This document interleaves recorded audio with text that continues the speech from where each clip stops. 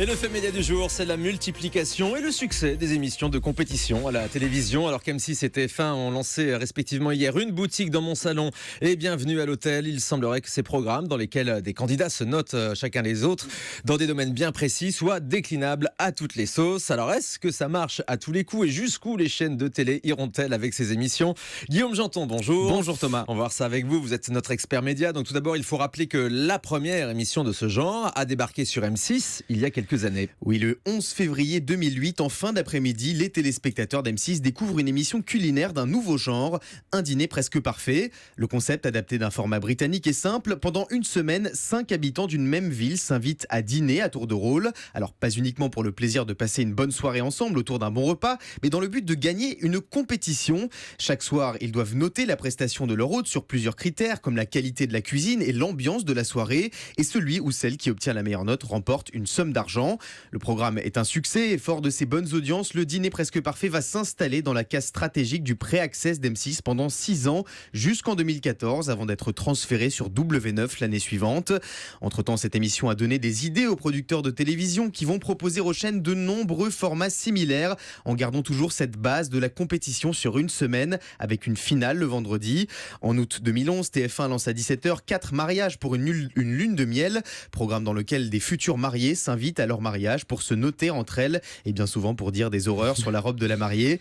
Là encore, l'audience est au rendez-vous, tout comme pour M6 2 ans plus tard avec les Reines du Shopping qui mettent en compétition 5 férus de mode.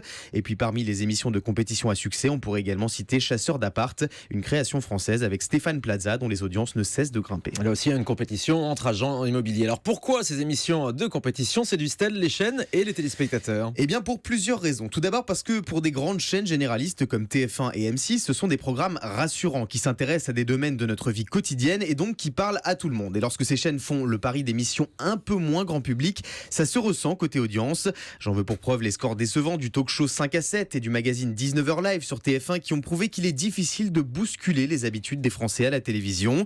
Ces habitudes, les téléspectateurs de TF1 ont pu les retrouver. Hier soir à 19h, la chaîne lançait une nouvelle saison de Bienvenue à l'hôtel, une émission produite par Christophe de Chavannes qui propose à des hôteliers de se noter entre eux et les scores sont bien meilleurs que ceux de 19h Live lundi dernier. 2 332 000 téléspectateurs, vous le disiez Thomas, et 18% de part de marché hier soir contre 1 689 000 et 13% pour Nikos Aliagas il y a une semaine. Pourtant c'était un risque parce que c'est la première fois que TF1 ne diffuse plus de jeux à cette heure-là. Ouais, c'était la première fois qu'on avait ce type d'émission. Alors l'autre avantage de ces émissions de compétition, c'est leur mécanique très efficace. Déjà parce que cette mécanique est feuilletonnante et qu'elle donne envie de suivre tous les épisodes jusqu'au résultat final du concours. Et puis il faut bien l'avouer, parce qu'en tant que téléspectateur, on se délecte souvent des petites remarques désagréables que se font les candidats entre eux sur le goût de leur plat, la déco de leur maison ou encore leur qualité de vendeuse, comme dans Une boutique dans mon salon, autre émission lancée hier sur M6 cette fois-ci, qui oppose 4 vendeuses à domicile.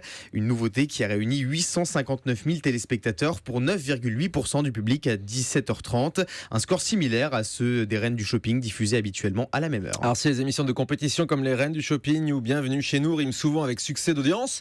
Il faut néanmoins préciser que certaines déclinaisons n'ont pas rencontré leur public. Oui, c'est le cas par exemple de 5 salons qui décoiffent sur M6 dont les audiences atteignaient péniblement 800 000 téléspectateurs.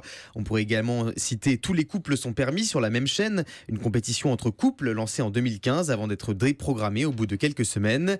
Mais la palme de la pire audience pour une émission de compétition revient à Mon voisin est un chanteur. Ah oui, je l'avais oublié Un celle-là. concours qui opposait 5 chanteurs amateurs diffusés au début de l'année à la mi-journée sur W9 et tenez-vous bien, la première n'a réuni que 53 000 téléspectateurs.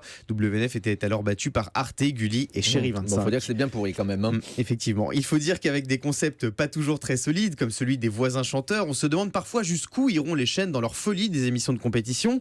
On sait que TF1 a tourné il y a quelques mois le concours du meilleur fleuriste, alors que France 2 lancera prochainement un concours de peintres amateurs.